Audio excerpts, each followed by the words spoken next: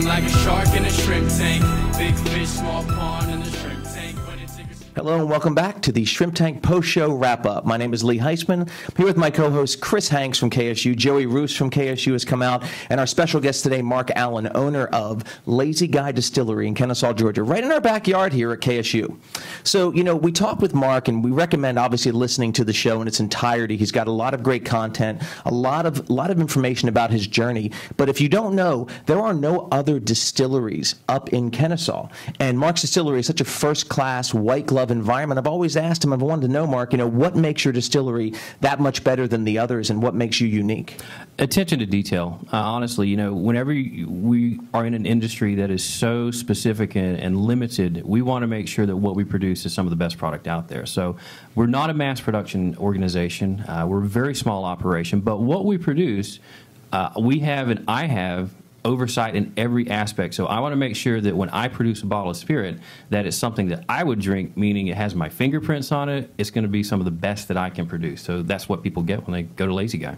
Yeah. So, Mark, we're talking on the show about how your industry is very highly capitalized and very highly regulated at the same time. So can you talk a little bit about how that's a barrier to entry, but how you can also use that as a strength? So capitalizing a brewery or distilleries, in my opinion, are more expensive to capitalize, particularly in Georgia.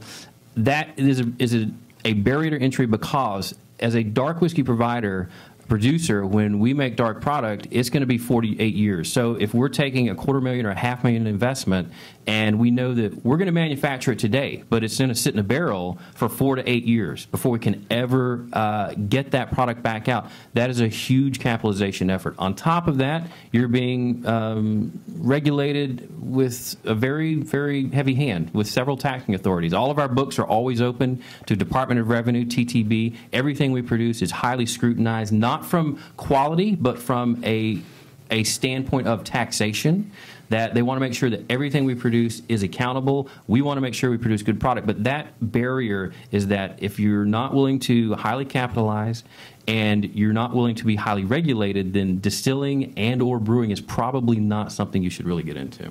Yeah. And I thought it was really interesting learning that you're basically still running another business as well, and you're self-financed. And so how do you sort of recommend to people, anybody watching this, how do you balance the needs of two businesses at the same time? I'm still learning. I'm still learning. However, balancing two businesses, it's a lot of sleepless nights. It is obviously being self-funded. It was a question of, do you get investors? Or do you go to friends? Do you go to social media or crowdfunding? That's always an option. Having two businesses, I still think of it as it's a single business because it's just me. I don't have investors, so I don't have to answer to other people, which as an entrepreneur, sometimes that's a little bit of an iffy situation. I have to answer to somebody. Keeping control over both is tough. That's the biggest challenge, is actually keeping control over, keeping them both successful, moving money from business A to business B and back, so things keep happening.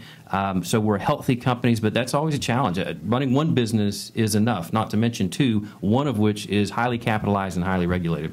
So, Mark, if people want to partake and do maybe a tour and a sample of your brewery and your whiskey, and how would they do that? How would they get in touch with you? Saturdays. LazyGuyDistillery.com is our website. We're open on Saturdays from 12 to 8. We have tours at 1 and 4.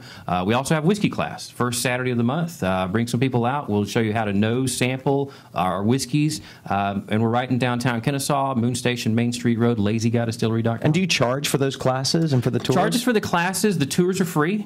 We do charge for the class because it is at least an hour to an hour and a half. We go through with a master distiller, me, and one other person, how to nose whiskey. You get to sample an entire portfolio. A very in-depth class, very educational, very technical class. If you like bourbon, take the Whiskey 101. Well, I recommend charging for it because you know you get what you pay for. You do get what you pay for. It's $25, and $10 of that goes back to a bottle if you want to take a bottle away, which we hope you do. No-brainer. You should absolutely do that. And if you really should listen to the show in its entirety. Mark mentioned earlier he has his fingerprints on everything, actually. Yeah. And what we talked about on the show, and you probably heard about handcrafted whiskey or a handcrafted distillery. I'm not going to tell you now what handcrafted really means, and I'm guessing most listeners don't know. So I recommend listening to the show in its entirety to find out how Mark described handcrafted whiskey. So again, thank you so much for listening to the post-show wrap-up of the Shrimp Tank.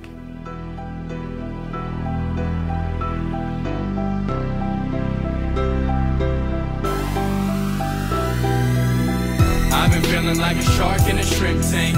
Big fish, small pond.